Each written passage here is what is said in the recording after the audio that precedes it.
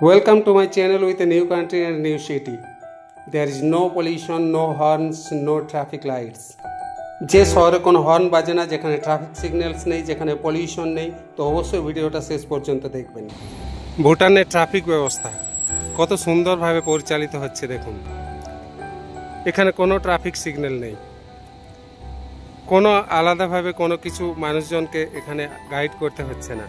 সবাই সুন্দরভাবে নিজেরাই সব কিছু ম্যানেজ করে চলেছে এবং এত সুন্দরভাবে সব কিছু এখানে মেনটেন হচ্ছে। অনেক কিছু শেখার রয়েছে আমাদের ভারতীয়দের এখানে এসে।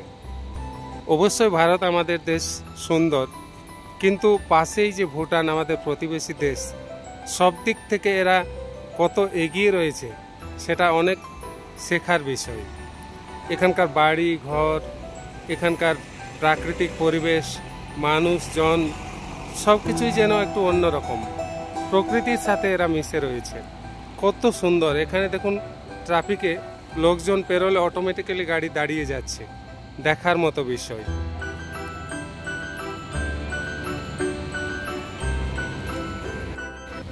এটা হচ্ছে ভুটানের রাজধানী থিম্পু।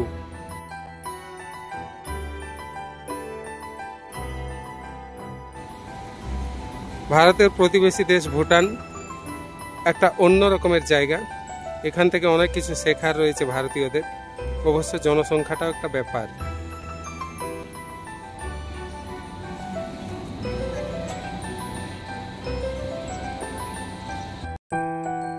এটা ভুটানের জাতীয় পতাকা।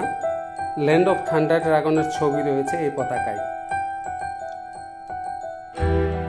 যে ছবিটা দেখতে পাচ্ছেন এই ভিডিওতে, সেটা থিম্পু জং। এখন সেচু উৎসব চলছে অক্টোবর মাসের ফার্স্ট উইক।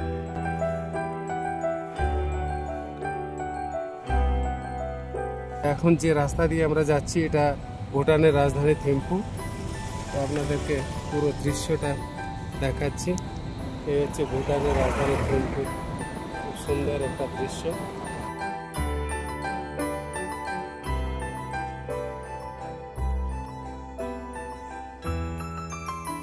ग्रीन वाला है ना? हाँ। वो ग्रीन वाला सब प्राइवेट है।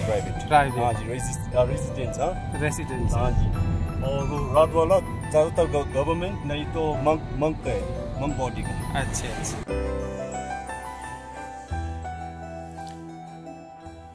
কি সুন্দর প্রাকৃতিক সৌন্দর্যে ভরা এই দেশটা ভুটান।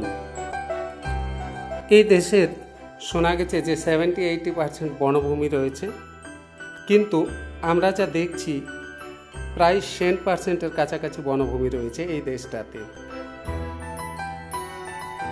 আমাদের গাইড বললেন, এই যে ঘরগুলো দেখছেন, যেগুলোর সবুজ ছাদ রয়েছে, এই সবুজ ঘরগুলো প্রাইভেট হাউস, এবং সবুজ বাদ দিয়ে যেগুলো লাল বা অন্য কোনো সাদা শেড রয়েছে, সেগুলো আবার গভর্নমেন্ট হাউস। রাস্তায় যেতে যেতে আমাদের রাত হয়ে এসছে। থিম্পু শহর ভুটানের রাজধানী। নদী, পাহাড়, ঝর্ণা, সবুজ অরণ্যের মাঝে এই নগরী দিনের বেলা যত না মোহময়ী, রাতের বেলা আবার ততটাই মায়াবী। অপরূপ এক দৃশ্য। বাড়িঘরগুলো যেন এক আলোকসজ্জায় সেজে উঠেছে। কি সুন্দরই না দেখতে লাগছে। খালি চোখে এই বাড়িঘরগুলোর যে সৌন্দর্য, সেই সৌন্দর্যের অনুভূতিটাই আলাদা।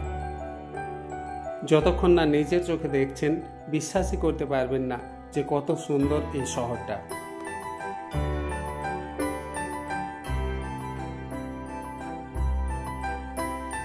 তাই থিম্পু শহর আসলে অবশ্যই 1-2 রাত কাটিয়েই যেতে হয়, কারণ এখানকার যে রাতের সৌন্দর্য, সেটা একটা আলাদা মাত্রা নিয়ে আসে। তো ভিডিওটা অবশ্যই ভালো লেগেছে আপনাদের, কমেন্ট করে জানাবেন, এবং যদি ভালো লাগে তাহলে লাইক ও শেয়ার করে দিতে ভুলবেন না। Thank you.